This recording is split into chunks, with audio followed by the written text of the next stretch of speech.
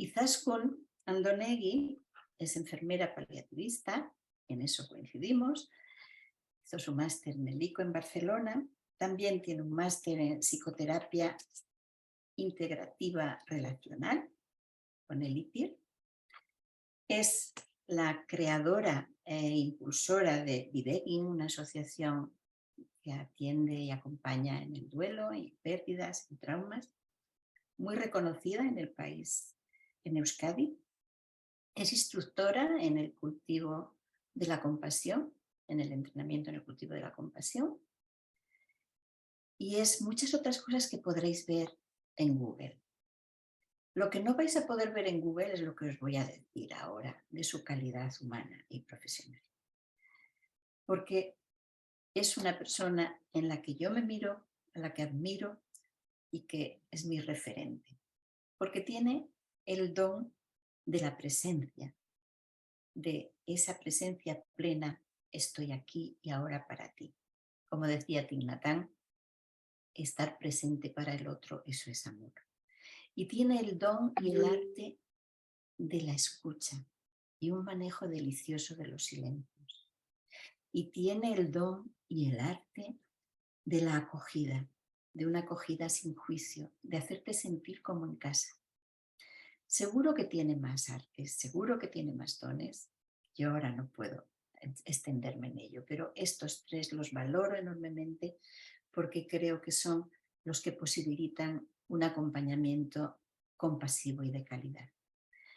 Gracias, Izaskun. Creo que es una gran suerte tenerte hoy aquí, que vamos a disfrutarte y, si podemos, a exprimirte. Gracias. Tuya es la palabra. Después haremos el coloquio. Gracias. La grabación, vale, ya está. Decía que el hecho de estar vivas, de estar vivos, ya nos recuerda también este binomio con el sufrimiento. Y cuando digo sufrimiento, digo dificultades, ¿vale? Digo lo que no funciona desde el dolor o el duelo, la pérdida más cotidiana, ¿verdad? La de todos los días, el duelo ordinario, ¿no? El que vamos, eso que vamos como soltando, ¿no?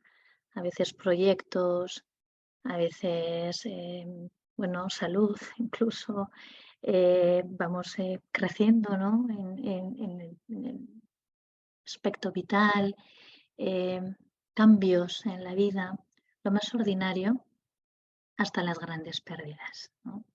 Y como ha dicho Marian, bueno, pues sí, yo aquí en Videgin acompaño a las personas y a las familias que vienen justamente con este sufrimiento y este dolor por las grandes pérdidas de su vida. Y para la mayoría de ellas, la pérdida, a la que va asociadas lo que llamamos nosotras las pérdidas secundarias, ¿no? Eso que perdemos a raíz de la gran pérdida, ¿no? que estemos afrontando.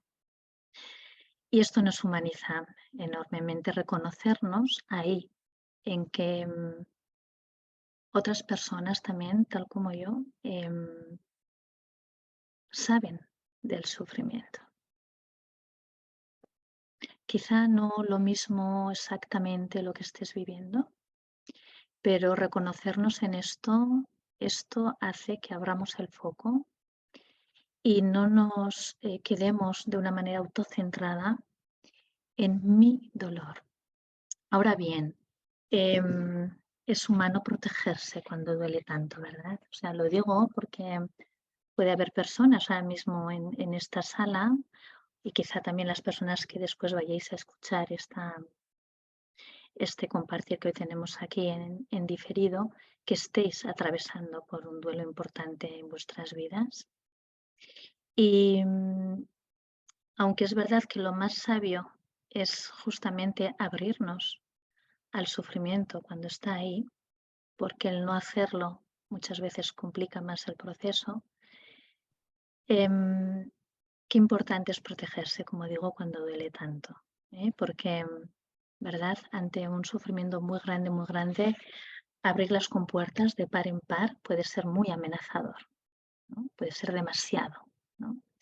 Pero no hacerlo, cerrarnos, tampoco va a permitir entrar lo bueno en nuestra vida. Entonces, esto, como digo yo, abrir y cerrar o tocar el dolor, separarnos para volver a él una y otra vez, porque es verdad que el duelo, que es la respuesta humana, bueno, y mamíferos superiores, por supuesto, también, que tenemos los seres humanos para adaptarnos, ¿no?, a la vida, ¿no?, a la vida en la que no está este ser querido o esto significativo que he perdido de una manera adaptativa, ¿no? Pero es la respuesta humana que tenemos, ¿no? Entonces, como digo, tocar el dolor, porque si no lo hacemos, esto está aquí siempre. Daros cuenta que el duelo, que es esa respuesta, como digo, ante algo tan importante que hemos perdido, se va a añadir a eso que tú ya eres, a eso que somos. Ahora mismo nos puede llegar una noticia mientras estamos aquí hablando todas en el teléfono o alguien que entra en casa o en la habitación, ¿verdad? Y nos va a pillar ahí donde estamos, tal cual somos, con nuestras estrategias y nuestra manera de responder a la vida antes de esta gran pérdida. Por lo cual, esta respuesta, yo voy a responder desde lo que sé y desde lo que soy. Y decía que en la sala puede haber personas que estén ahora mismo en un duelo agudo, en un momento difícil. Y por eso también, bueno, doy la bienvenida y la valentía y el coraje de ponernos aquí a escuchar, porque en el duelo también buscamos eso que necesitamos, ¿no? Y lo subrayo porque a veces, o sea, no tiene que ser lo mismo que tú buscas. Y esto cuando estamos conviviendo en una familia donde hay una pérdida significativa, las respuestas pueden ser múltiples y distintas y sobre todo, por supuesto, únicas e intransferibles. Y esto puede crear bastante conflicto. Pero comprender que cada una de nosotras hacemos lo que podemos en un momento amenazante de la vida también es importante, ¿no?, para poder acompañarnos de la mejor manera. Lo que sí veo en mi vida y cuando acompaño es que resistirnos a la realidad que es, sin duda alguna, esto va a aumentar el sufrimiento. ¿Vale? Lo voy a repetir. Resistirnos a la realidad que es nos hace sufrir mucho más. Pero claro, perfectamente podéis decir, sí, pues cómete tú esta patata cocida, ¿no?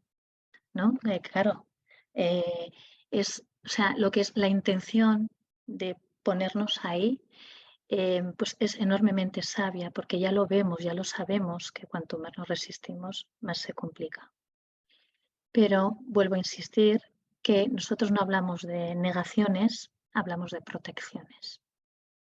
Y esto también os lo digo por si aquí hay personas que acompañáis o profesionales, bueno, lo cotidiano, pero sobre todo profesionales. Cuidado con revictimizar a las personas. No hay pacientes resistentes al cambio, ¿vale? No los hay, sino que la persona hace lo que puede. Y no estamos nosotros ahí para resolver nada, sino para acompañar. Y esto es fundamental cuando estamos ante el sufrimiento ajeno y, por supuesto, aplicable para el nuestro propio. ¿Sí? Bien, esa era una primera idea que quería compartiros. También, yo si os parece, os voy a compartir algunas ideas bueno, que veo, que siento, que sigo reflexionando y cocinando, porque nos seguimos cocinando toda la vida, ¿verdad? Y luego compartimos, si os parece. Otra idea también es tener en cuenta que cuando hablamos de duelo, no es solamente llorar la pérdida del ser querido. Focalizo especialmente en la pérdida de un ser querido porque es lo que más habitualmente acompaño. Cuando perdemos a un ser querido, vamos a tener que afrontar bastante más que su ausencia. La persona en duelo, tienes que tener en cuenta que primero va a tener que hacer frente al impacto que va a producir el trauma, o sea, la noticia, el momentazo, ¿verdad? En el que ve morir a su ser querido o se encuentra a su ser querido muerto o le llaman por teléfono, le extraña la policía y le dice, ¿es usted la madre de S.A.? ¿No? Y recibe esa noticia o un diagnóstico. Entonces, el impacto que produce ese momento, eso se queda en la memoria, pero no en la memoria aquí solamente, ¿no? Mental, del hecho. No, queda implícita en toda la memoria somática del cuerpo, en todo nuestro cuerpo, con todo lo que somos, todas las emociones, todo lo que ocurre en ese momento, ocurre un congelamiento brutal, ¿no? Hay así es como si se cierra todo, porque se cierra nuestra ventana de tolerancia, ¿no? Ante algo tan amenazante para protegernos y queda en la memoria de todo el cuerpo, que esto se va a ir desplegando a lo largo de todo el tiempo que vaya a durar tu duelo, porque el tiempo es el tuyo, no el del vecino, va a ser el tuyo, dependiendo de muchos factores que vamos a mirar ahora un poquito, os los voy a ir dejando caer. ¿Vale? Entonces, primero afrontamos el impacto que queda en la memoria. Lo digo y lo subrayo porque la persona va a necesitar volver a ese recuerdo varias veces, aunque haya pasado un año, aunque haya pasado 2 años, va a volver. Cuando vienen fechas significativas, hoy a la mañana estoy yo con una persona que el 14 de mayo es el día que falleció su marido y ha entrado a la consulta diciendo, ay, estamos ya en mayo, ¿no? Y yo pues le he devuelto. Hay meses, ¿verdad?, que son referentes, hay meses que son distintos, ¿no? Y efectivamente, ¿no? Y ella ha ido, ¿no?, a la memoria de lo que los días anteriores a la muerte estaba viviendo, ¿no? Y ha pasado 2 años, pero esta persona, ¿por qué necesita ir allá? Porque allí hay aspectos quizás relacionales, vinculantes con el impacto, que quedaron allí plegados en la memoria y probablemente disociados porque necesitó protegerse, ¿no? ¿Vale?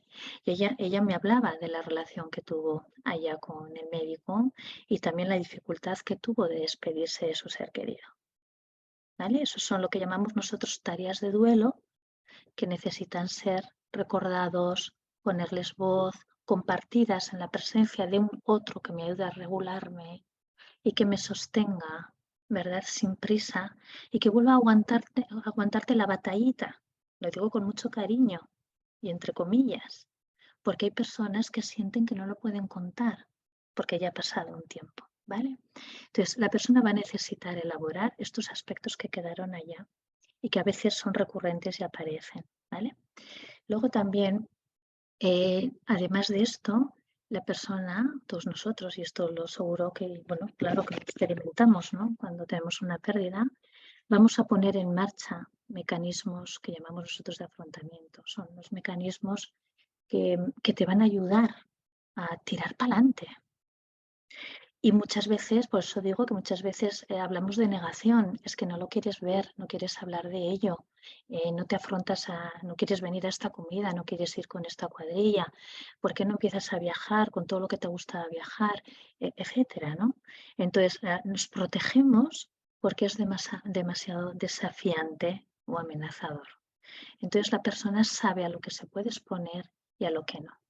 Y a veces las protecciones pueden ser, he dicho ahora algunas de conductas, ¿verdad?, de sitios a los que ir o hacer o no hacer, pero os vais a encontrar, ¿verdad?, que también hay protecciones emocionales, ¿no? Y las grandes emociones protectivas suelen ser el enfado y la culpa, especialmente, ¿no?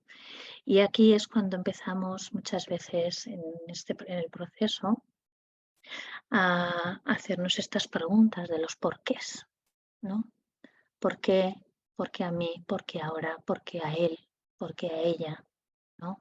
Ayer me decía una madre que ha perdido a su hijo desde un diagnóstico hasta el proceso muy corto, fue una semana, fue fulminante.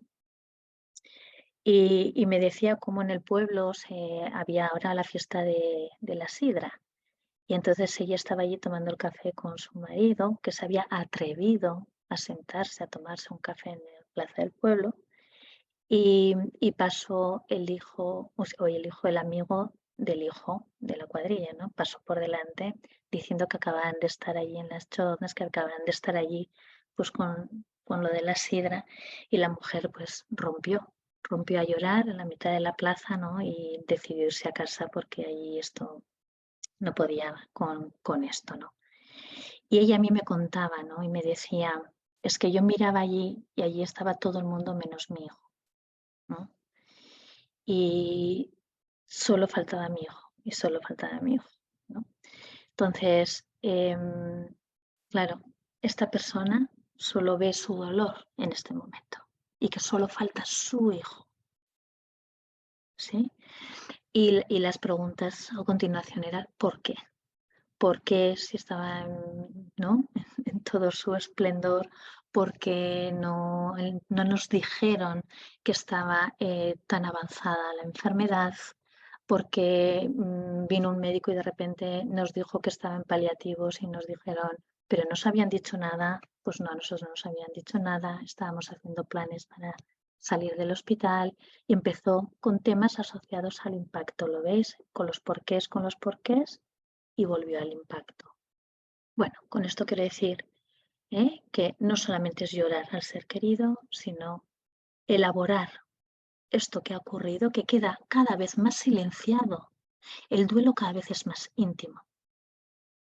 Al principio lo vamos a ir compartiendo, al principio nos van a escuchar, van a haber apoyos si tienes suerte, ¿no? Que no se espanten y que no te juzguen y que estén ahí al lado tuyo y que te duren en el tiempo, ¿verdad?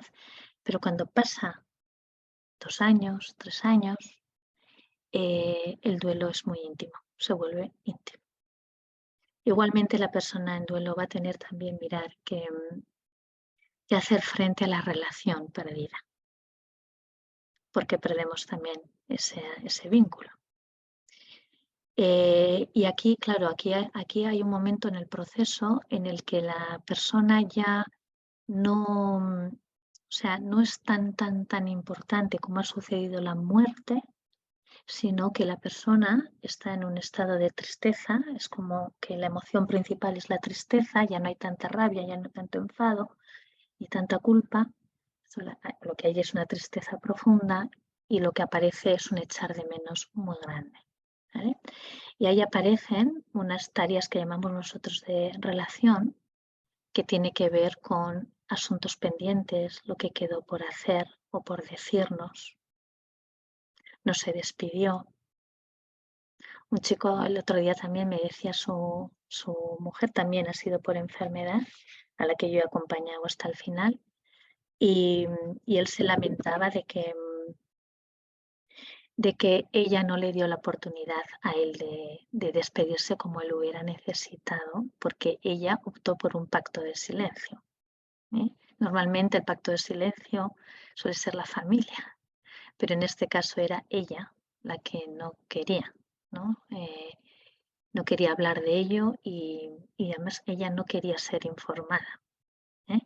Entonces ahí pues él pues necesitaba haberse despedido de una manera como muy concreta, que no pudo darse, y ha quedado como un asunto pendiente importante, ¿no? Por ejemplo, ¿no? O ahí también afrontamos lo que podía haber sido y no es, o lo que se está perdiendo la otra persona. Entonces, mirar, cuando hay también pues estos encuentros familiares donde falta el ser querido, muchas veces por animar a la persona, ¿no? Y le decimos, bueno, pero estamos nosotros, nos vamos a ayudar. no estás sola, pero muchas veces las personas les es muy difícil sentarse alrededor de una mesa donde falta el ser querido, ¿vale? Y afrontar estas tareas relacionales. Es que me vienen un montón de ejemplos, ¿eh? También esta semana me decía un chaval que también ha perdido a la pareja y tiene 2 niños pequeños y me decía que justamente este mes y el que viene era el final de curso de todo. Festivales por aquí, homenajes por allá. Y dice, jo, todo el mundo quiere mostrar lo que ha hecho en el curso y entonces la niña tenía que ir a bailar aquí, bailar allá, bailar más allá. Y él me decía, jo, nadie se da cuenta, ¿no? Cuando estoy allá, ¿no? Que están las familias completas o, ¿no? Que ves a las parejas. Y él me decía, ¿no? Que le pidieron, ¿nos sacas una foto? Y él estaba sacando una foto, ¿no? A una familia en la que otro chico como él, pues le cogía así del brazo a su mujer, ¿no? Del hombro, ¿no?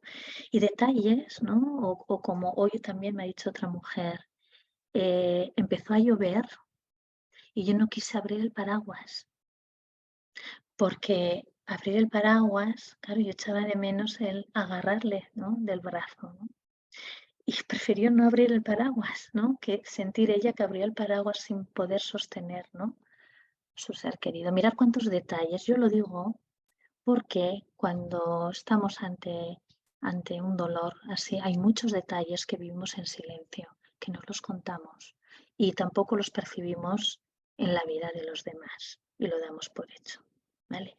Y después de todo esto, la persona tiene que ir cargando de sentido y de significado a toda la experiencia para experimentar los cambios profundos. Entonces, con esto quiero deciros que el duelo es un proceso, que hay un mapa de ruta, pero hay un proceso y que los que estéis en duelo ahora mismo, que confiéis en el proceso. Hay una sabiduría innata en el ser humano y una capacidad increíble y potencialmente muy sanadora para atravesar el sufrimiento cuando nos entregamos a lo que es. ¿Vale? Bien, esa era otra idea. Muy bien, más que os quería decir. Hay también, mirar, hay personas que no sienten, ¿qué palabra poner? Como que pues su duelo es adecuado, ¿no? O está en el estándar social, lo que Kenneth Doka puso el nombre de los duelos desautorizados. Y esto también es muy importante decirlo y lo digo porque es fundamental que también conozcamos los mitos del duelo, ¿no? ¿Para qué? Pues para vivir mejor, porque realmente el duelo es uno de los fuegos más abrasadores que vivimos, que tenemos que afrontar el ser humano, o sea, nos quema, nos rompe, nos abrasa, ¿sí? Y, y es importante hacer cortafuegos, es como hacer esta pista de cortafuegos, ¿no? Bueno, pues para darle espacio y poder así atravesarlos, ¿vale? Lo que os decía de los duelos desautorizados, esto que Nedoka hablaba de los duelos desautorizados, es ese dolor en el que yo misma creo incluso que igual no puedo ni mostrarlo porque siento que no va a ser visto, reconocido, teniendo en cuenta o valorado, ¿no? Y esto crea un duelo añadido, un sufrimiento añadido a lo que ya traemos, ¿no? Y seguro que si yo os preguntara, seguro que más de uno, bueno, sabréis de lo que os hablo. Muchas veces lo que se desautoriza es la pérdida, ¿no? Cuando perdimos a un hijo o una hija antes de nacer, ¿vale? En la gestación, incluso los tratamientos de fertilidad, tremendo, muy callado y silenciado. Yo he tenido casos y que han sido duelos complejos y de muy larga duración cuando lo que está de manifiesto es esta pérdida, ¿no? de poder gestar, ¿no? También, por ejemplo, un duelo desautorizado, por ejemplo, en un doliente, cuando se desautoriza al doliente, se me ocurre pues las personas con una enfermedad o un deterioro cognitivo, por ejemplo, ¿no? No se entera, ¿no? Y se desautoriza bastante, ¿no? O incluso las personas mayores. Las personas mayores se da por hecho de que tienen más recursos para afrontarlo, que hay una parte de la vivencia vital que puede ser, pero no tiene que ser así, ¿vale? Y también lo viven muy desautorizadamente las personas mayores, los duelos que van acumulando, ¿no? El duelo del profesional, el profesional sanitario, tienes que cuidarte más. No puedes dejar que esto te afecte de esta manera, ¿sí? Por ejemplo, ¿no? O cuando la muerte es la desautorizada, ¿vale? Igual en un contexto de drogodependencias, ella se lo ha buscado, ¿sí? O en un suicidio, ¿no? Una muerte por suicidio sigue siendo desautorizado, aunque vamos rompiendo bastante el tabú, poco a poco, ¿vale? Comprendéis lo que es el duelo desautorizado.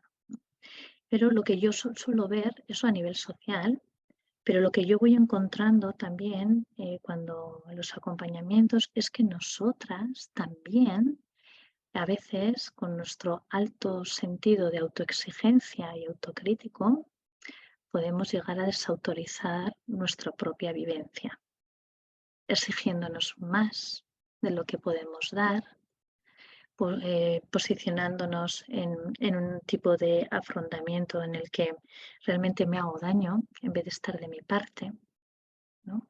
Cuando pongo en marcha una serie de mecanismos para protegerme, ¿no? de este dolor, pero no me tengo en cuenta, no estoy de mi parte. Eso es una manera de desautorizarte también, ¿sí? Y sabemos que el camino, yo siempre pongo varias palabras, pero hay dos muy importantes que para mí son dos mantras, que una es la de la amabilidad, trátate con amabilidad y simplifica enormemente, ¿vale? Bueno, lo dejo ahí para que lo discutamos, a ver qué os parece, ¿eh? Pero esta parte de la desautorización es terrible, ¿no? Con creencias autolimitantes, con machaque.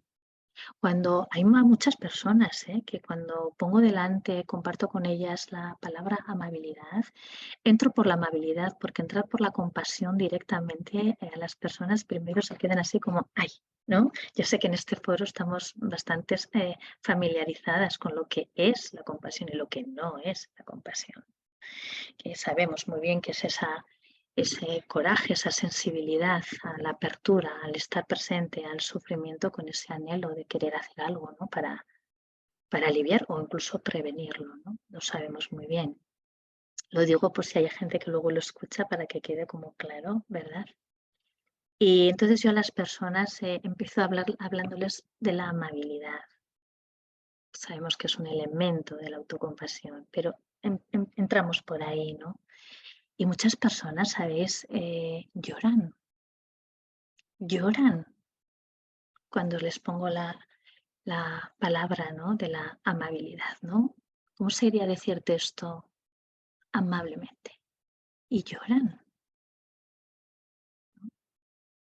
Entonces, ahí también hay una desautorización potente y hay mirar también lo que veo al hilo de esto, de esta idea, es la de la tendencia a la comparación también o a minimizar los duelos, ¿no? Esto lo vemos en los grupos de duelo. Entonces, es como que si en el mismo grupo hay alguien que ha perdido a un hijo y hay otra persona que ha perdido a su único hijo, pues es como, ¿no? Hay una comparación entre ellas, ¿no? Tú tienes más, tú tienes otro hijo, yo no, ¿no? O el tuyo murió súbitamente y el mío por una enfermedad, tú pudiste despedirse y la otra persona habla del deterioro tan terrible que hubiera querido que hubiera sido rápido y no ver el deterioro. Lo veis, ¿no? Entonces, hay una tendencia también innata en nosotras, la tendencia a la desautorización, que cuando se habla de duelos desautorizados se habla popularmente de esto que os he dicho, pero poco se habla de esta otra parte, ¿vale? Y lo veo mucho y cada vez más. O quizás es que cada vez estoy yo más sensibilizada con esta parte también por mí, claro, y pongo delante esta parte de tratarnos de la mejor manera, ¿no? Que no necesitamos dañarnos para estar mejor y avanzar en un proceso de duelo.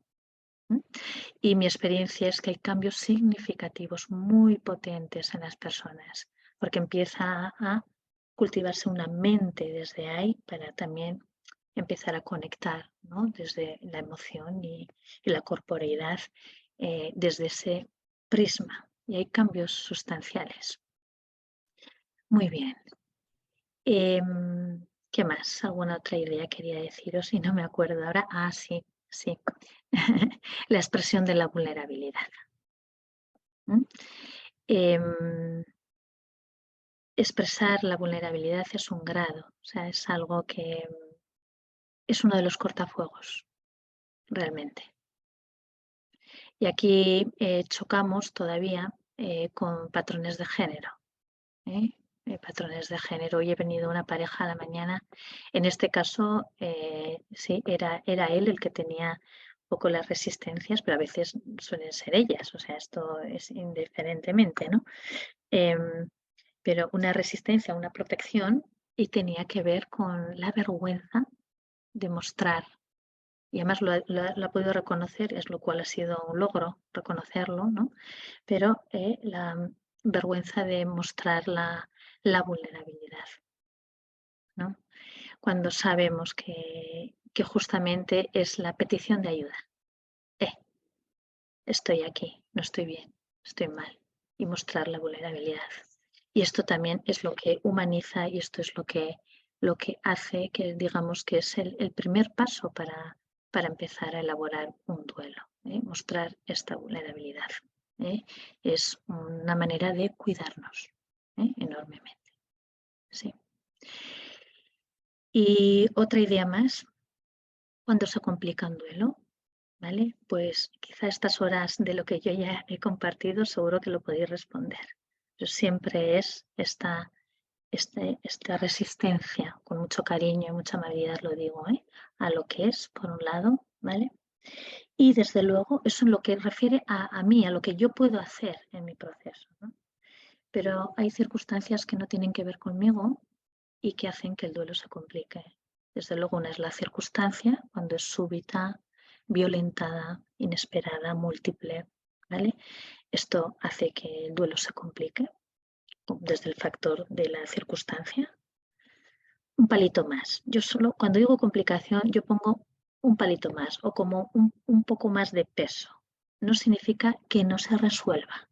Esta es la idea que quiero trasladaros. Un duelo complicado no significa que no se resuelva. Es más complejo, pero no significa que no vaya a resolverse, ¿vale? Porque hay una idea popular que entonces, incluso en los profesionales, ¿no? Cuando es un duelo complejo no se resuelve, no es verdad, ¿vale? No es verdad. Esa es una idea. La otra, el otro factor que puede complicar el duelo es la falta de apoyos, cuando hay una negligencia relacional. No es lo mismo que tú recibas el impacto de una noticia sola.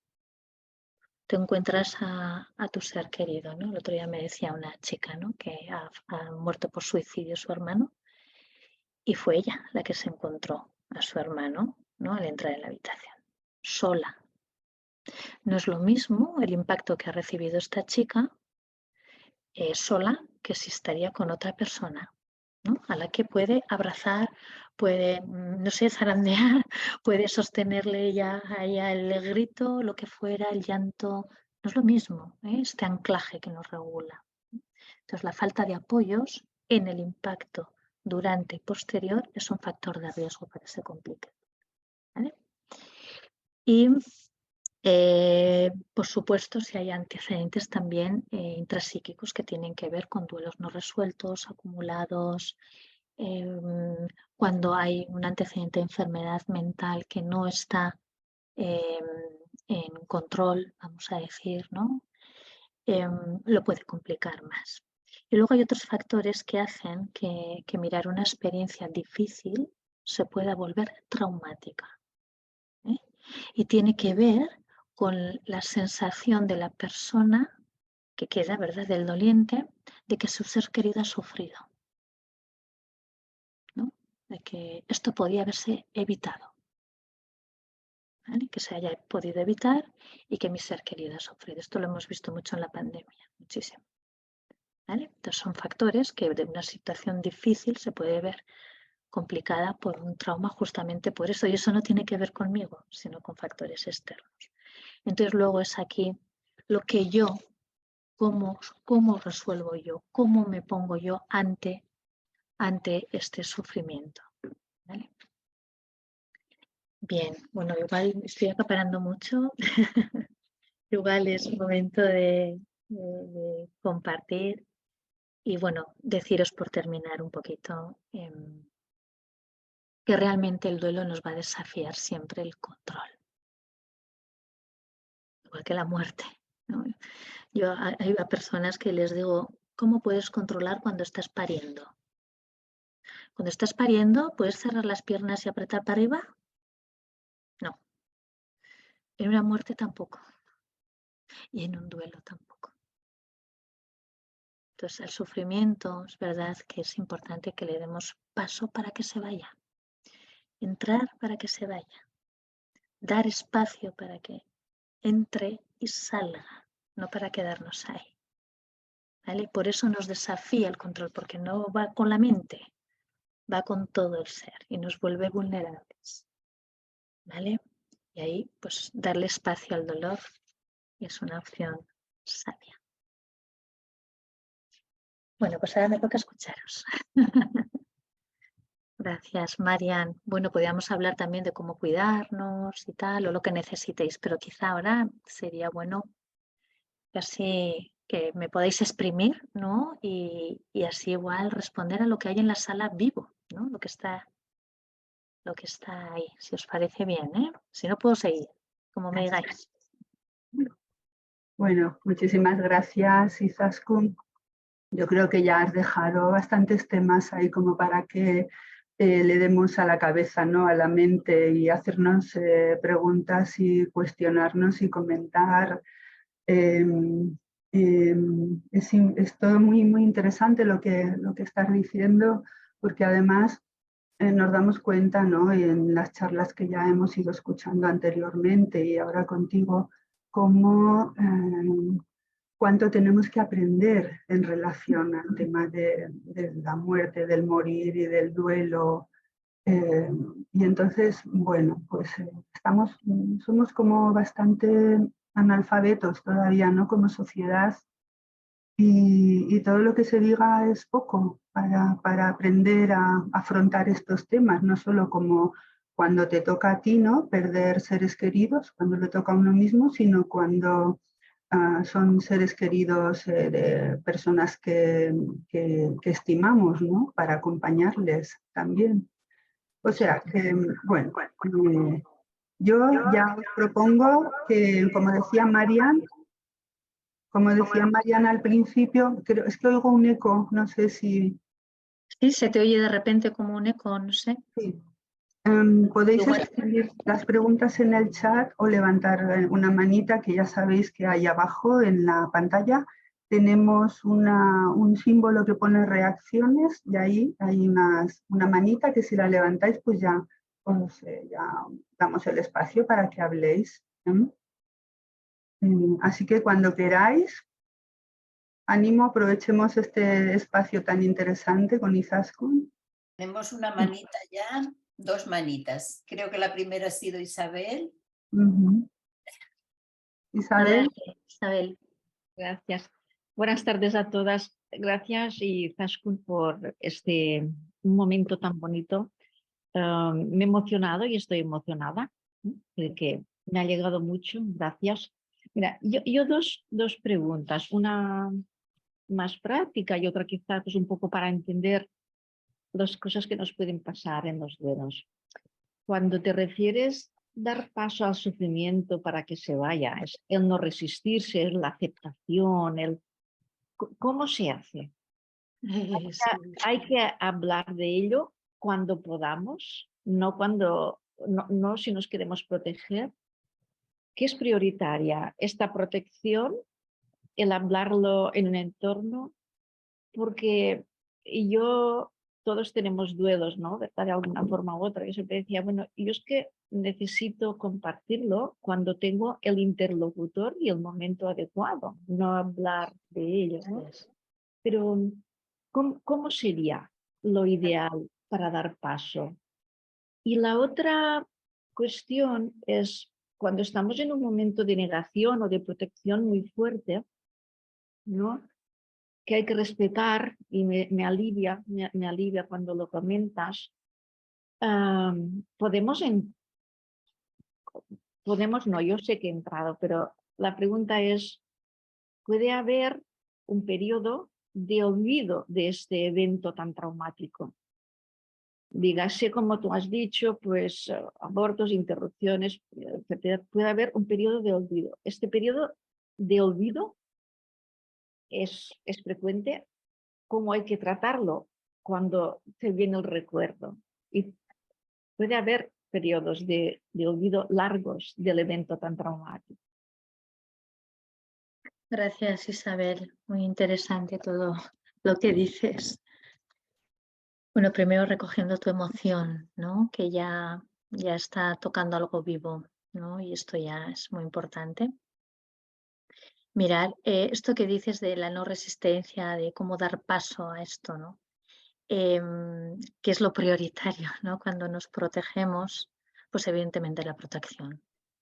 Porque la protección es sabia. Vuelvo a insistir de que no hay pacientes resistentes, igual que no hay personas resistentes. El ser humano hacemos lo que podemos y cuando sentimos una gran amenaza, lo sabio es protegerse. Aquí, digamos que la gota de sabiduría sería el poder darnos cuenta. Ese mindfulness, ese darte cuenta. Darte cuenta que me protejo y saber que es sabio, pero saber también la función que tiene. ¿Por qué me protejo? ¿Por qué decido trabajar tanto? Porque de esa manera llego más tarde a casa y siento menos la ausencia y el vacío de la casa, por ejemplo. Entonces, darte cuenta cuál es tu protección y qué función tiene es importante. ¿Para qué? Para que poco a poco tú puedas manejar. De lo que no te das cuenta, no puedes dar, es que no te das cuenta y entonces sigues en piloto automático. Entonces es igual que a lo que si no doy espacio no se puede contener, no se puede compartir, no se puede ver. Y entonces, ¿cuál es el riesgo aquí, Isabel? La cronificación. Entonces yo entro en un bucle en el que, bueno, pues ya trabajo de una manera de piloto automático y luego a la larga me voy a dar cuenta que esto tiene un coste. Y habitualmente los seres humanos aprendemos con el coste. Nos para el cuerpo, ¿no? No sé, perdemos relaciones, estamos irritables. Y entonces esa es como la puerta de acceso para parar. Entonces, si no paras, te paran. Te para una emoción, te para de alguna manera. Entonces, lo sabio a tu pregunta, que es prioritario, es respetar la protección y darte cuenta. Entonces, muchas veces, por eso dices, ¿no? Lo del olvido está muy vinculado a una protección que ha quedado ahí, ¿verdad? Y se ha quedado ahí. Esto que has comentado de las pérdidas perinatales, a mí ya me ha pasado alguna vez, no muy frecuentemente, pero sí me ha pasado que una persona viene por otra pérdida y después de haber escuchado una charla o quedado por ahí o lo que sea, darse cuenta y decir, ostras, aquello se me quedó ahí eso allá. Si yo hubiera tenido esto hace tantos años, y todo responde a que has tenido que seguir cuidando a otros, cuidando a mayores, cuidando a pequeños, cuidándote a ti, cuidando. Y de repente es el momento en el que le das espacio y está bien, no importa que haya pasado 2, 3, 15, 25 años, es el momento, siempre es el presente, siempre. Nosotros también nos moriremos en presente. siempre es, ¿vale? Entonces, hay mucha amabilidad también, Isabel, ¿no? En el que hemos hecho lo que hemos podido y cuando nos hemos dado cuenta, ya está ahí a la mano, ese es el momento, está bien. Ahí entra la amabilidad de no rayarnos y no machacarnos, de joder, ahí desde hace 15 años, pero es que eso ya no está aquí. Eso que está aquí es lo que es ahora y está bien. No sé si te he respondido, Isabel. Sí, gracias. ¿Sí? Vale. Y el interlocutor, fundamental, por supuesto, porque no vamos a abrirnos en otra persona con lo que yo no me pueda regular, en la que sienta que me juician, que no me tiene en cuenta, que le da igual lo que le cuente. Evidentemente ahí no voy a abrir, ahí voy a protegerme y ya encontraré el lugar, la manera, el momento de poder ir elaborando o compartiendo. Claro que sí. Gracias, Isabel. Muy bien, tenemos dos más, ¿no? Belén y Patricia. Sí, adelante, Belén. Gracias, muchas gracias Izaskun por este regalo bonito esta tarde. Te iba a preguntar, como profesional de cuidados paliativos, ¿cómo puedo ayudar a las familias a tener un mejor duelo? Es algo que siempre me pregunto. Habías comentado ahora que evidentemente el objetivo es que el paciente, la persona no sufra y esto ya es algo importante, pero ¿puedo hacer algo más por esas familias?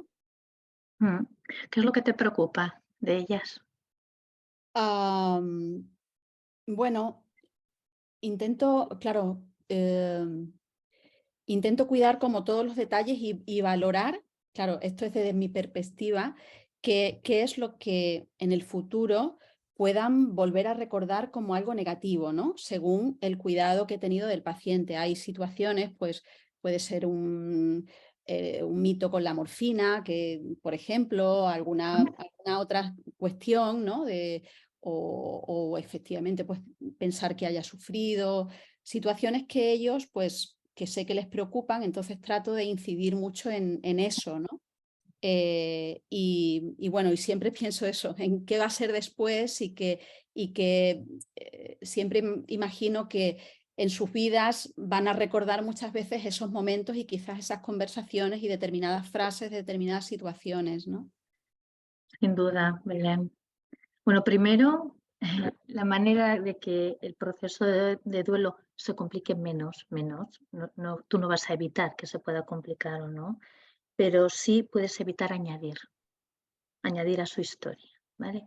Entonces, sin duda alguna, los profesionales pasamos a ser parte de la biografía de estas personas. Entonces, es muy distinto formar parte de la biografía de la persona en positivo, ¿verdad? En esta enfermera, este médico, esta auxiliar, es que todos los días que entraba me miraba cuando me hablaban, ¿no? Por ejemplo, ¿no? O el tono o lo que fuera, ¿no? Una cosa es esa, otra cosa es no me dejaron estar ahí, no me tuvieron en cuenta, ¿no? Hay veces que es terrible, hay vivencias cuando me cuentan que no tendrían que darse. Y yo como profesional me enfado, ¿no? Es como, madre mía, ¿qué tendrá este profesional? Yo, claro, miro en la incapacidad por algo, siempre hay una razón, ¿no? Del profesional. Entonces, por no irme por ahí, por responderte a ti, Belén, primero, desde luego, tenles en cuenta. Las familias necesitan que se les tengan en cuenta. ¿Cuántas veces las familias también nos dicen, es que yo veo esto, yo creo que es esto, o he leído esto, he buscado esto, y no se le tiene en cuenta? O yo no soy profesional, pero yo le veo raro. Yo le veo raro y no se le tiene en cuenta. Los paliativistas sí, tengo que decir que sí, Belén. Es así. Con mucho cariño lo digo, pero hay otra pasta y es verdad, pues porque estamos a eso, ¿no? Pero como profesionales, tener en cuenta a la familia es muy importante porque nos está mostrando una necesidad relacional de ellos, de la familia. Otra cosa es dirígete al paciente, ¿no? Con ese cariño, con esa profesionalidad, ¿verdad? Con esa seguridad, ese anclaje, sin dañar, que a veces no nos damos cuenta, pero podemos hacer algo sin querer que la persona o el familiar siente que hemos añadido algo, ¿no? Lo demás, si la persona siente seguridad, siente que se responden a sus necesidades, va a haber familias que van a necesitar saber, otros que no, otros son más demandantes.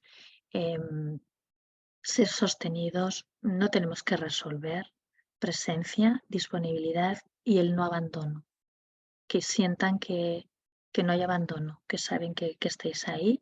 Esto hace que esa parte en un proceso de duelo sea a favor, ¿no? En vez de complejo. ¿Vale, Belén? Sí. Y bueno, tener a alguien como tú en el equipo ya con esta sensibilidad ya lo cura todo. Como la flamencura, todo lo cura, pues esto igual. Gracias. Muy importante. Patricia. Sí. Bueno, pues buenas tardes con todos y muchas gracias, Izaskun, por este regalo. Ay, perdón. Yo quería preguntarte, bueno, yo también soy profesional de cuidados paliativos y acompaño, uy, perdón, que me ha dado tos, perdón un momentito.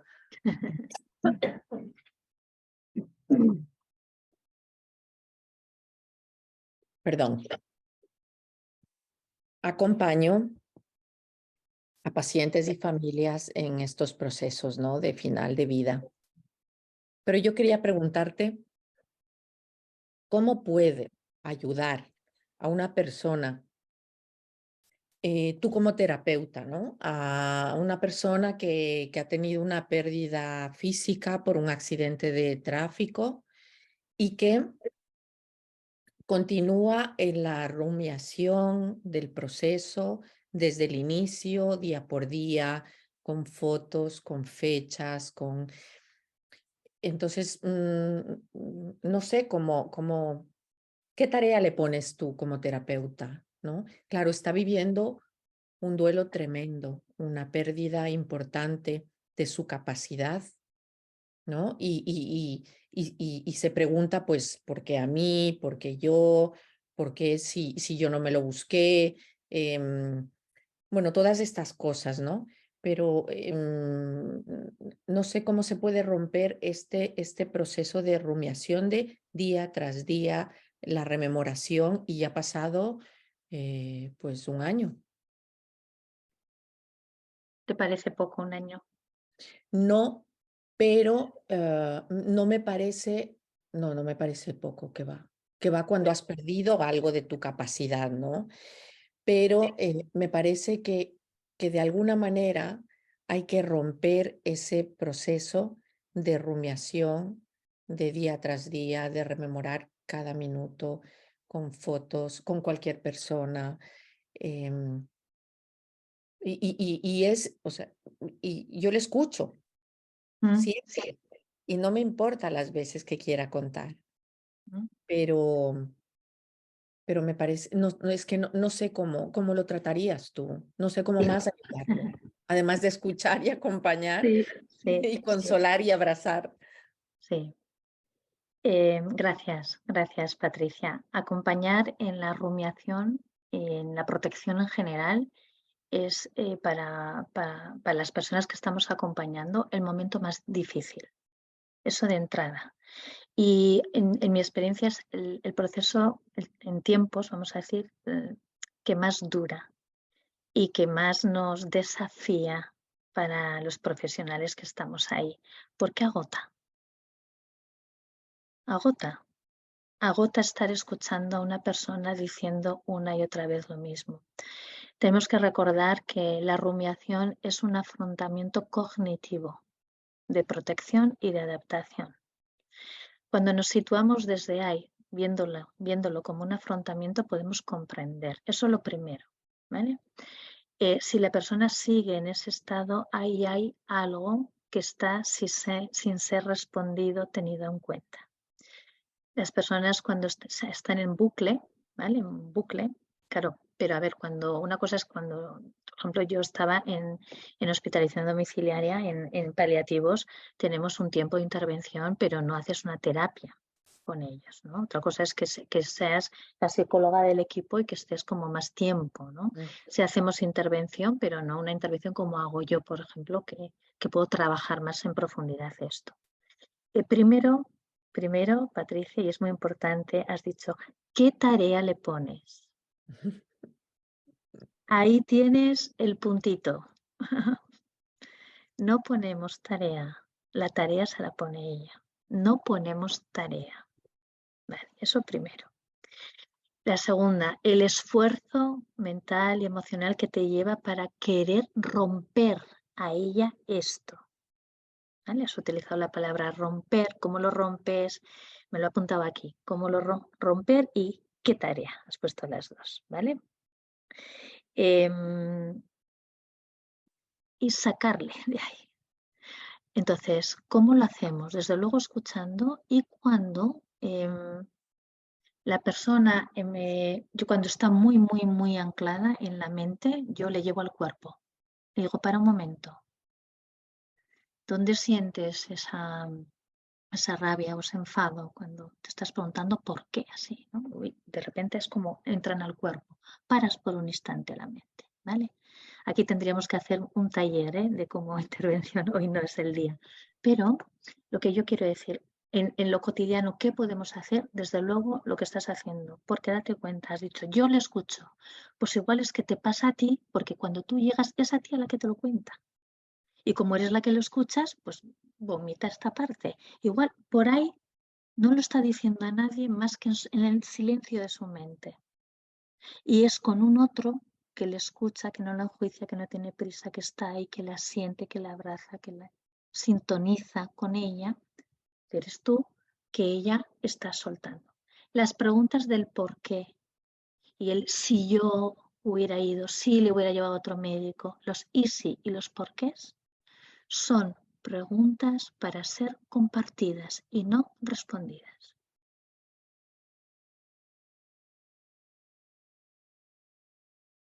Y llegará el momento en que dejará de hacérselas, porque realmente no hay. Y yo muchas veces les devuelvo esto que te acabo de decir. No me extraña que te lo preguntes, claro que sí, porque no vamos a respondernos, ¿verdad? Pero qué importante compartirlas, te escucho con mucha atención, claro que sí. Cuéntame. Esto es estar ahí. Y eso ya es intervención.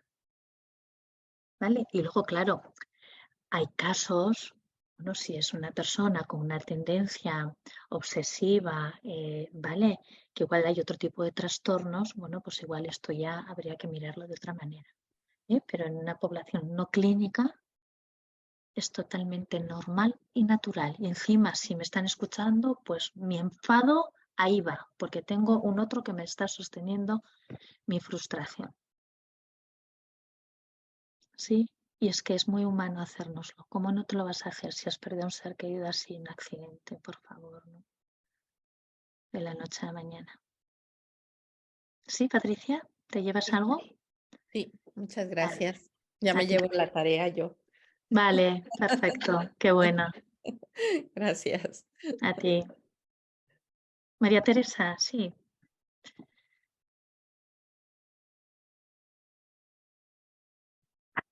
Teresa, te has de quitar el micro.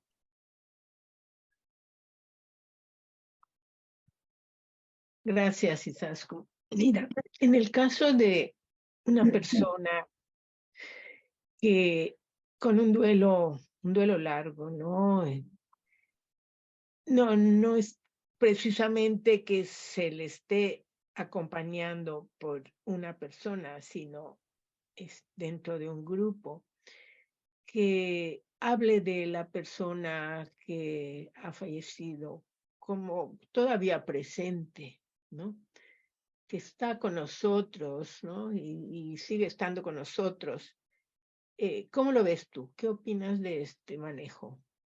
Ujú. Un poco también entra dentro de la concepción budista, ¿verdad? De que los seres sintientes que se han ido, pues de alguna manera siguen en otro nivel con nosotros, ¿sí?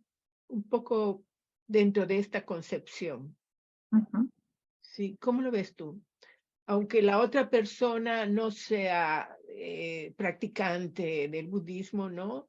Pero sí habla así, entonces se le apoya en esto, se le consuela en esto.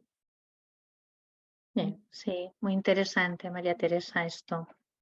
Mira, bueno, has dicho un duelo largo, vale. Has hablado de un grupo también, ¿no? Te he entendido que dentro de un Sí, grupo, vale. sí, sí. Dentro de un grupo puede, depende en qué momentos está el resto, puede chirriar o mover, hacer movimientos en la otra persona y puede decirte, a ver, mi hijo no está y no está, ¿no? Vale. Puede alguien sentir esta parte. Pero estamos hablando de la persona, la que la persona dice está entre nosotros, ¿vale? Mira, el duelo también afecta a esta parte del sentido vital, ¿no? De la espiritualidad. Y evidentemente hay un guión de creencias en ese sentido, ¿no? El que sea, ¿no? Y eso también es un afrontamiento de la persona.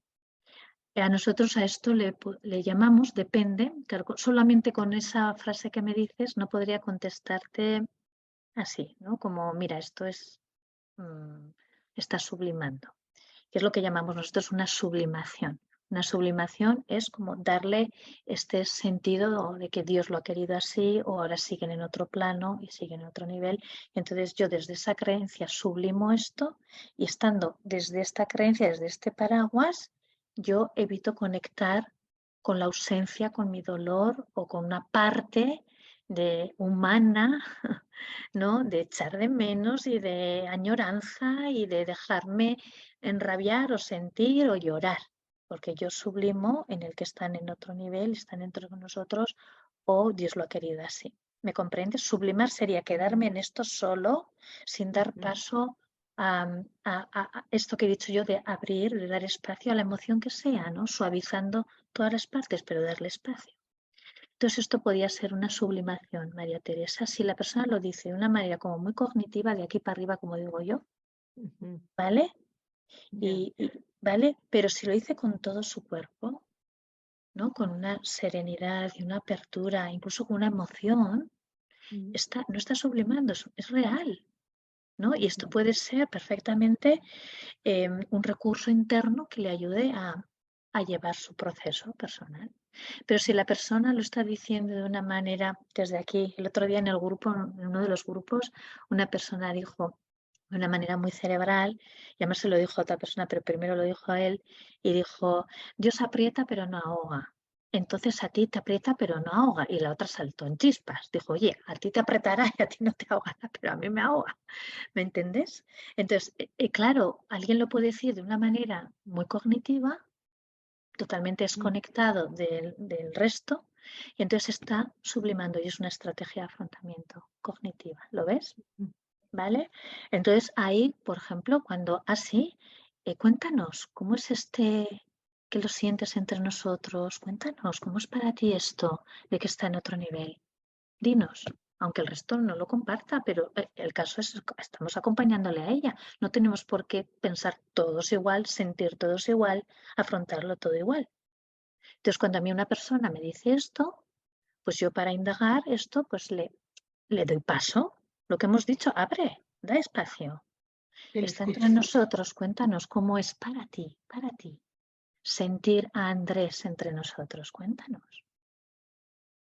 ¿Vale? Entonces la persona va a decir, y si realmente lo siente con todo su cuerpo, se emocionará o se notará que lo está diciendo con todo su ser. Y si no, seguirá irracionalizando y entonces cambia de tema, entonces ahí, pues mira, de momento le está ayudando para no sentir tanto dolor. ¿Me comprendes, María Teresa?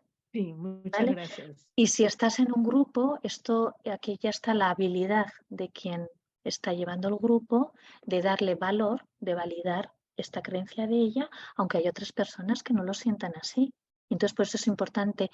Dinos, María Teresa, para ti entonces, ¿cómo es? Qué importante que lo sientas así. Muy bien. ¿A alguien más le pasa esto? Bueno, pues a mí no. ¿Y lo contrario? Pues no, yo para nada puedo pensar así. Vale, cuéntanos tú, ¿cómo es para ti entonces? ¿Vale? Buscar esta mediación es importante. Gracias. A ti, María Teresa. Izaskun, podemos ahora introducir un comentario de alguien que ha escrito, que ya lleva Vale, muy bien. tiempo. Luego también hay otra, ahí estás ahí, Sí. que pone Iker, pero Después tendrás otro Iker, pues, nombre. pero Vale. antes estaban aquí ya esta nota hace un ratito. Vale, luego le damos paso a ella. Perfecto. Dice Pilar Arboníes, a mí me interesa el tema de cómo cuidarnos. Muchas gracias, Izaskun. Vale, muy bien. De cómo cuidarnos en duelo, estando la persona en duelo. Vale, perfecto. ¿Cómo has dicho que se llamaba? Pilar también. Pilar también. Vale, Pilar. Muy bien. Sí. Bueno, muy importante, Pilar, lo que estás diciendo. Bueno, lo primero, ábrete, abre a dar espacio a lo que estás viviendo, suavizando, ¿no? Lo que puedas, ¿no? Aquello que sea como más resistente para ti, también siendo consciente de lo que necesitas y de lo que no necesitas, ¿vale? Si estás en un espacio en el que sientes amenaza, vete a un espacio seguro, ¿vale? Aquí estoy más segura, estoy aquí con mi hermana, con esto me basta, no estoy preparada para acercarme a, no sé, a la familia extensa. Bueno, comunícalo, ¿vale? Lo que necesitas y lo que no necesitas, ¿eh? Primero es como conectar con esto que necesitas y tener el coraje de comunicarlo, ¿eh? Porque pedir ayuda no es fácil, ¿verdad? A veces damos mucho, pero nos cuesta recibirlo o ofrecérnoslo a nosotras, ¿no? Entonces un poco va por ahí, digamos como la base, el denominador común, ¿vale? Luego trátate con amabilidad, que ya lo hemos hablado también, ¿no? Este autocrítico, este machaque. Entonces, esto que estás poniendo en marcha, ¿no? El ver fotos, el no verlas, el ir aquí, hablar de ello, no hablar de ello, con mucha amabilidad. Decir, ahora no puedo y está bien. Ahora, mira, he hecho esto, que ole por ti, ¿vale? Con amabilidad, ¿eh? Sin arriesgarte mucho y cuidándote. Luego también a mano de esto cuida el tono con el que te hablas, ¿eh? Cómo es este tono, ¿eh? De lo que te dices, eso como en general. Y después cosas muy prácticas, ¿no? De cuidar desde luego el descanso, la alimentación, ¿no? Nútrete lo mejor que puedas. A veces cuando perdemos a un ser querido nos da todo igual, es muy fácil el abandono. Es fácil abandonarse, total. ¿Para qué? ¿O para quién? ¿Vale? Entonces, cuida esto porque tú estás ahí, estás en la vida y algo hay que hacer con ella, ¿vale? Entonces, ahí la amabilidad. Luego también mirar los objetivos. Es importante plantearse objetivos, pero que puedas alcanzar, no unas megametas, ¿sí? Algo tan sencillo como levantarte, como quitarte la ropa de casa, como ducharte, como hoy voy a bajar a ponerme un rato al sol, ahí fuera al jardín, o me voy me voy a permitir estar un rato en el sofá, ¿vale? Pero un rato, por ejemplo, ¿vale? Entonces, objetivos que veas que puedes alcanzar. Luego también mirar las decisiones. Cuando estamos en duelo hay que cuidarlas en el sentido de que a veces tomamos decisiones desde el impulso. Voy a quitar todas las fotos, voy a quitar todas sus cosas, o voy a forrar toda la casa de fotos, o voy a vender la casa. El otro día una chica me dijo que lo había puesto en alquiler, la casa de sus padres, y era que lo estaba pasando fatal porque era la casa del hogar, tenía que vaciar todo, no estaba preparada, hizo así como algo como muy rápido y luego se repitió bastante, ¿no? Entonces, no desde el impulso, intenta ser posible no tomar decisiones desde el impulso. ¿Qué más? Mira, también, Pilar, delega lo que puedas. Esto que decíamos de pedir ayuda, a veces es importante delegarlo. Puedes ir a coger a los niños a la escuela, por ejemplo, ¿vale? tenemos derecho a caer también, no pasa nada, sabiendo que mañana puede ser distinto. Y si ves que estás demasiado abajo, pide ayuda. Agradece la ayuda cuando llega, también es muy importante. Y busca espacios, desde luego, donde poder nutrirte, donde poder respirar, algo que te haga bien, acariciar a tu perro, ver qué cosas, estímulos que te traigan cierta calma a tu vida. Vale, va un poquito por ahí. Sí, seguro que luego se me ocurren más, pero y si se os ocurre más, está bien, le podemos contestar entre todas a Pilar. Bueno. ¿Sí? ¿Va bien, Pilar, por ahí?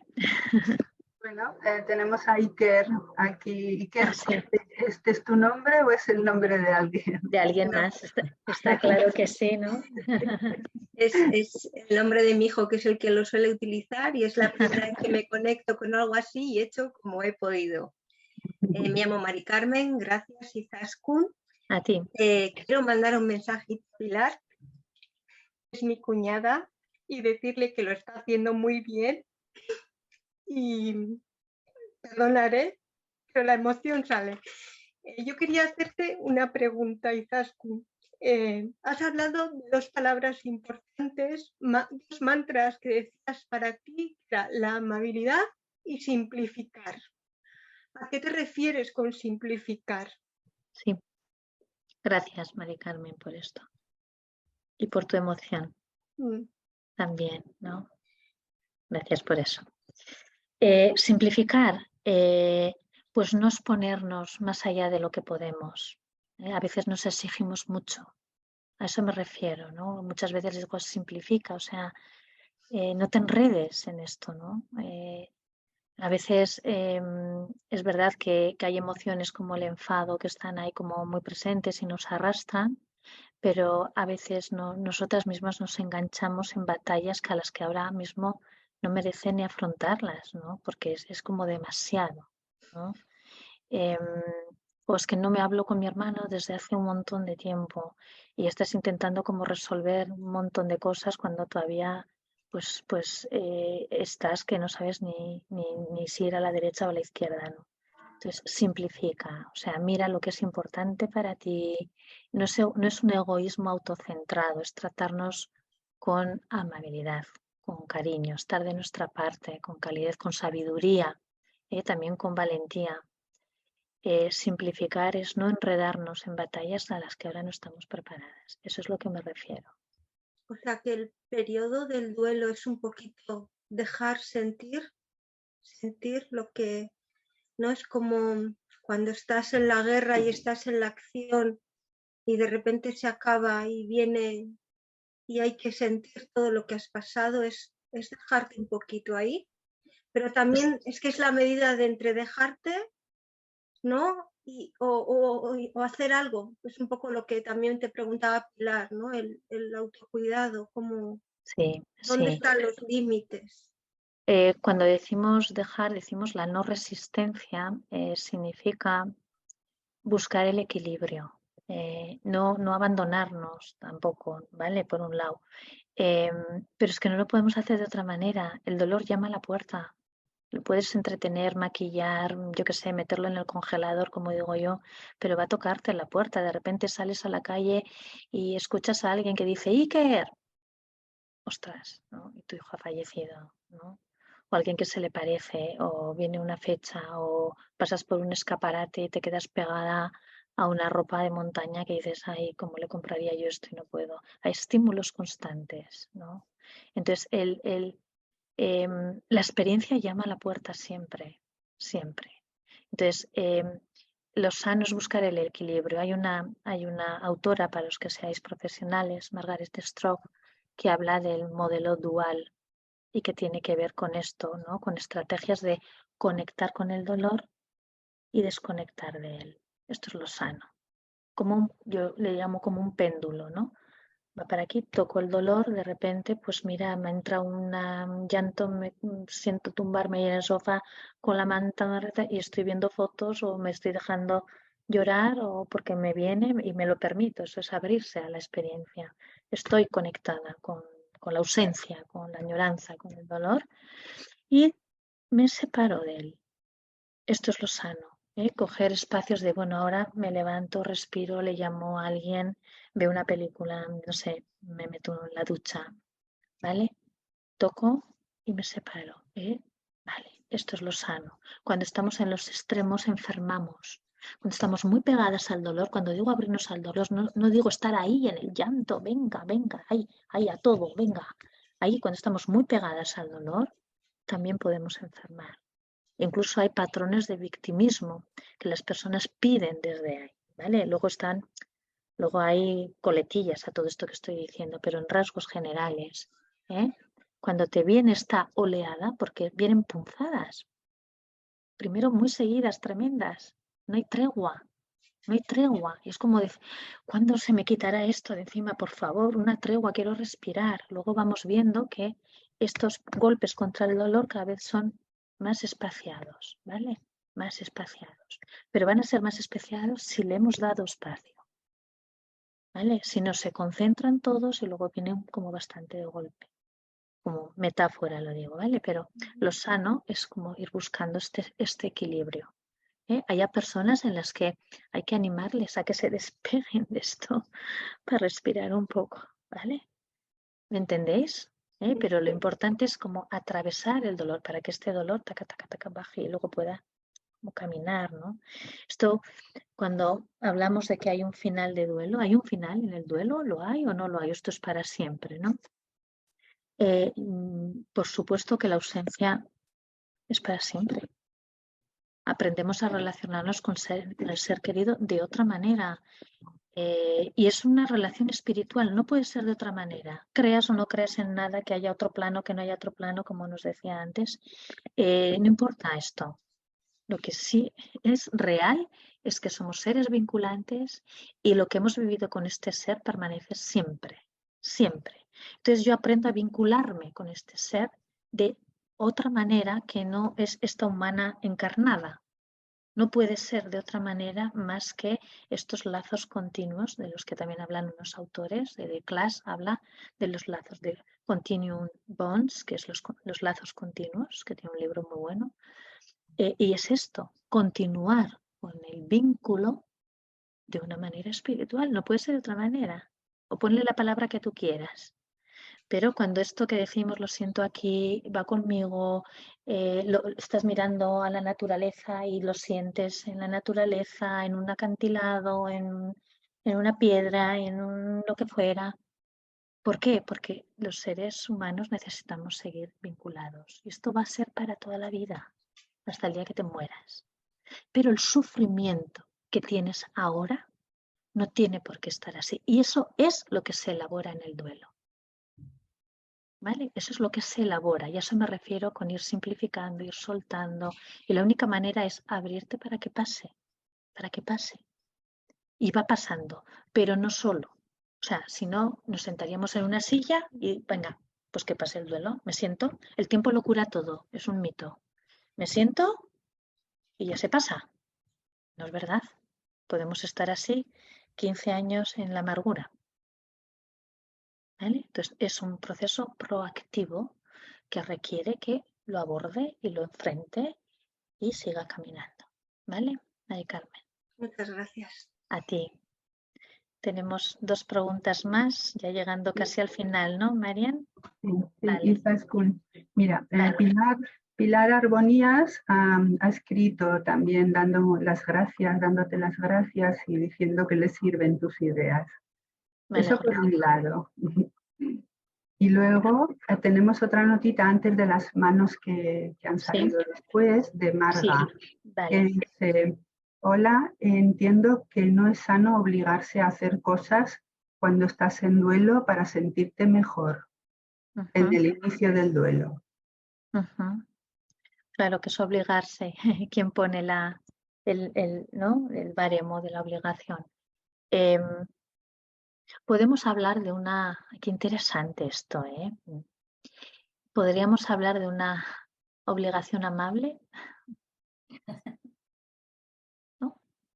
sin el látigo, que igual se acerca más a una intención, ¿vale? En vez de una obligación. Entonces, plantearte la intención, ¿no? Yo tengo la intención hoy de, pues eso, de levantarme. Hoy tengo la intención de por un instante, bueno, hoy ir a la escuela a recoger a mi hijo, ¿vale? La intención. Y si lo hacemos así, suena algo más amable y también medible, ¿no? Es como, bueno, pues hoy no he podido. Hoy no he podido. Quizá mañana sí. ¿Vale? Entonces la obligación suena a látigo. ¿Vale? Entonces, bueno, quizá movernos un poquito ahí, porque esto siempre vamos de la mano de las protecciones que nos ayudan justamente a ir atravesando esto, ¿vale? Con la amabilidad, por un lado, o la autocompasión y la simplificación de no exponernos demasiado cuando duele mucho, por ejemplo. Vale, espero, Amarga, que te haya contestado algo. Muy bien. Quizá Bueno, podemos acabar con María y con José Luis, ¿te parece, María? porque Sí, ya vamos claro, al vale. Hacemos final. así lo más cortito posible. Muy bien, María. Bueno, muchas gracias, Izaskun. A mí me ha gustado mucho escucharte, la verdad, y he encontrado muchísimas ideas y muchos tips, muchos temas que encuentro que han sido muy interesantes. Pero me ha interesado especialmente cuando hablabas del duelo de las personas mayores. Porque, bueno, no sé si aquí sucede, pero yo, por ejemplo, por mi edad, tengo madres, ¿no? Madre y suegra, en este caso, que, bueno, ellas han vivido procesos de duelos y lo han vivido de una manera absolutamente diferente una de la otra, ¿no? Y, claro, nuestra reacción al hacer el acompañamiento también tiene que ser diferente. Y hay que estar ahí porque encima también estamos con nuestro propio duelo, ¿no? En el caso, por ejemplo, de mi madre, bueno, pues ella tuvo la pérdida de su marido, de mi padre, pero luego tuvo otra que era de un hijo, ¿no? Entonces, bueno, ver todas estas cosas, ¿cómo nos situamos nosotros, este acompañamiento? Yo siempre digo que ella parecía que hacía como una especie de preduelo, ¿no?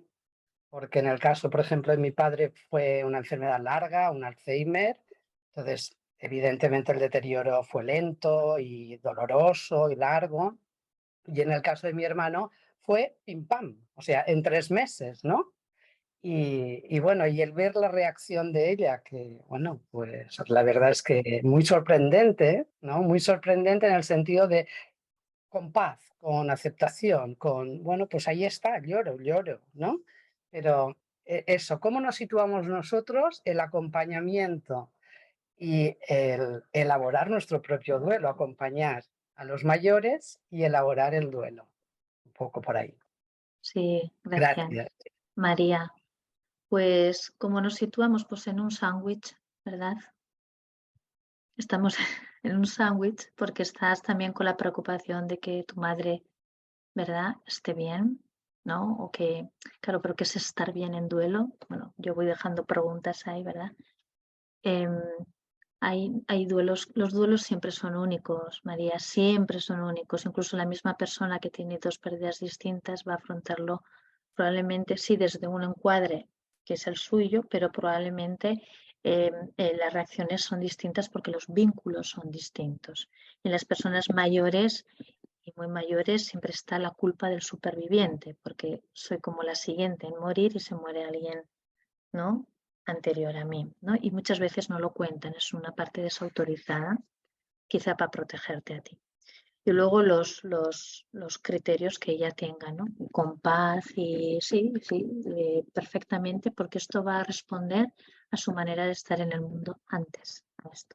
¿Y tú cómo situarte? Pues igual que hemos dicho, atendiendo tus necesidades y poniéndote a disposición de la otra y compartiendo, estáis compartiendo un mismo dolor, distinto por el vínculo, pero lo mismo. Entonces tenemos que salir un poco del trance de la autonomía y de que no nos necesitamos. y acompañarnos. Si es que no hay otra receta. Eso es tribu, ¿no? Muy bien, muchas gracias, Izaskun. A ti, María. José Luis, contigo acabamos. Sí, abre el micro. Ahora sí, Eso. ahora sí. Bueno, Ahora sí. gracias por toda la charla, ha sido muy enriquecedora y bueno, al menos para mí, me imagino que también para todas. Yo quería plantearte a ver si tú ves una posibilidad y siempre con ese respeto, ese buen trato hacia quien lo está pasando de esta manera, el hecho de conocer otro tipo de herramientas para que pueda bien integrar lo que le está pasando. Es decir, en otras culturas se usan, pues bueno, las conocidas plantas maestras, en otros sitios se pueden usar lo que son la respiración holotrópica, lo que es el temazcal, todo eso para bien integrar eso que está sucediendo, ¿no? Entonces, bueno, quería ver cuál es tu opinión al respecto, pero siempre desde ese conocimiento y que luego esa persona con ese libre albedrío y con ese conocimiento pueda elegir o optar por esa otra realidad o esa otra forma de ver las cosas sin quitarle ni un ápice de esa vida que está viviendo ahora, ¿no? Sí, gracias José Luis también por lanzar esta parte. Y claro, estás apuntando a otro tipo de herramientas, ¿no? De apertura de conciencia, ¿sí? Y perfectamente, ¿por qué no? No es un cuestionamiento, desde luego yo me posiciono en aquello que le ayuda al paciente mientras no se haga daño. Claro. Entonces, cada uno va viendo. Ahora sí, es verdad, puede haber un caer en una posible sublimación de lo que esté viviendo. Entonces, si estás acompañando a alguien ahí o si eres tú quien estás ahí desde esta apertura de conciencia, si luego realmente esto es algo empírico, es algo encarnado y realmente le puedes dar este espacio y te ayuda, pues no tiene por qué estar ni patologizando nada, ni encubriendo nada, si luego se le da el espacio. O sea, perfectamente cada persona vamos buscando nuestros recursos. Aquí yo creo que lo fundamental siempre es no dañarnos, ¿sí? Y darnos cuenta. Darnos cuenta. Esto voy al temazcal y esto me ha ayudado desde esta apertura de conciencia. Luego esto, lo ideal que sería, pues que luego hubiera un otra que podría recogerme la experiencia. Claro, esa ¿Vale? integración. Entonces, esa integración. Cuando esto se da después, pues entonces seguimos, ¿no? Pero si no, si hay riesgo de quedarnos ahí o incluso hacer un peregrinaje, ¿no? De ir, como yo me acuerdo de una persona que iba de medium en medium. Iba a un medium, luego iba a otro medium, luego iba a otro medium, ¿no? Y estaba como esperando a que le contaran cómo estaba su ser querido y estaba ahí, y había una apertura de conciencia a ese respecto, pero estaba ahí, no estaba en ella, ¿vale? Entonces, tú puedes hacer todo tipo de técnicas, experiencias, ¿vale? Que no te dañe, esto es importante, ¿vale? Y que luego encuentres un lugar donde poder realmente integrar esto que te ocurre. No tiene por qué no ser bueno, claro que sí, José Luis. Bueno, pues muchas gracias. Yo me quedo muy con lo que has dicho, ¿no? Esa relación espiritual, que para mí es la más importante, ¿no? Cuando falta, entonces la relación se vuelve en algo espiritual, que puede ser tan profundo o más, que bueno. Nada, muchas gracias. Sí, a ti, José Luis. Bueno, una relación espiritual puede ser muy terrenal también. Me lo dejo ahí, pero vamos, que no nos tenemos que ir de santos ni de nada, nada, ni siquiera no tangible, porque Sí, es que lo encarnamos, es que estamos ahí, claro. Sí, ¿no? Es algo terrenal.